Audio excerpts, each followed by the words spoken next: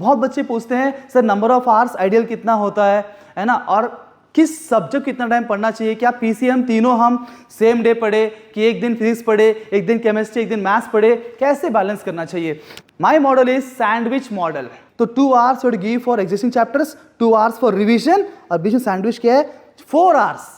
4 hours you can give for the exam chapters. ये तीनों को पैरेलल चलाना है। अब ये 2 घंटा, 4 घंटा, 2 घंटा कब कब होना चाहिए ये भी इंपॉर्टेंट है। When to do it, when to do it. मैं हूं डॉक्टर बालराजू कर्री। अब हम पहले बात करते हैं जो चैप्टर अभी चालू है वो कब करना चाहिए। 2 समय बेहतरीन समय है उसके लिए, एक तो क्लास के तुरंत बाद या तो क्लास को आने से पहले रिवीजन कर, इसको भी रिवीजन बोलते हैं। सेम चैप्टर जो पढ़ाया गया है ना उसको 24 घंटे के अंदर नहीं पढ़ेंगे तो दिमाग जो है उसको रिटेन नहीं कर सकता है। समझिए ये है साइकिल। ये क्या साइकिल है जानने के लिए बने रहिए, अगली वीडियो में बताऊंगा आपको मैं विच साइकिल के बारे में बात कर रहा हूँ। फिलहाल तो सैंडविच मॉडल की बात करते हैं, ठीक है ना। तो ये 2 घंटा हो गया फॉर द एग्जिस्टिंग चैप्टर्स, और 2 घंटे रिवीजन। रिवीजन कब करना चाहिए? The best time for revision is before sleep.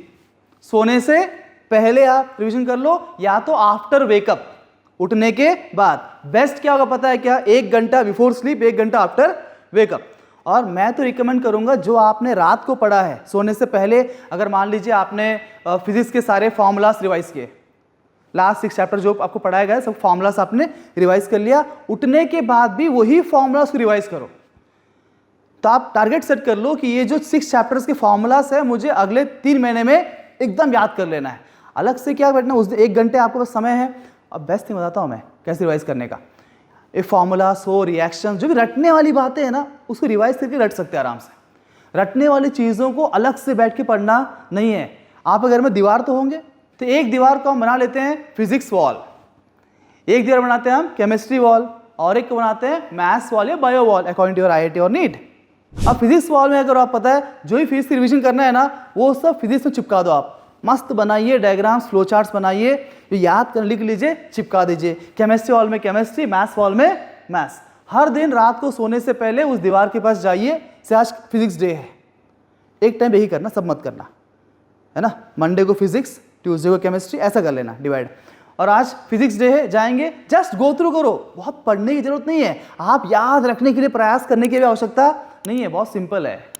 जिस चीज़ को हमारा दिमाग बार बार रिपीटेशन होता है, दिमाग रिपीटेशन होता है ना, वो दिमाग को अपने आप ही याद हो जाता है। 3 मंथ्स में जो भी कंटेंट आपने वहाँ लिखा है 100% गारंटी बोल रहा हूँ, अब आप भूलना चाहो तो भी नहीं बोलोगे। एक्स्ट्रा एफर्ट डालने की जरूरत नहीं है। हर दिन देखते रहोगे ना, सारे फॉर्मूला, सारे फैक्ट्स और सारे रिएक्शंस अपने आप याद हो जाते हैं। एंड में टेंशन आता नहीं, अरे इतने सारे फॉर्मूला, इतने सारे रिएक्शन कैसे याद रहेंगे। हर दिन बस गो थ्रू करो, सोने से पहले, उठने के बाद, 1 घंटा 1 घंटा, डन, वेरी गुड।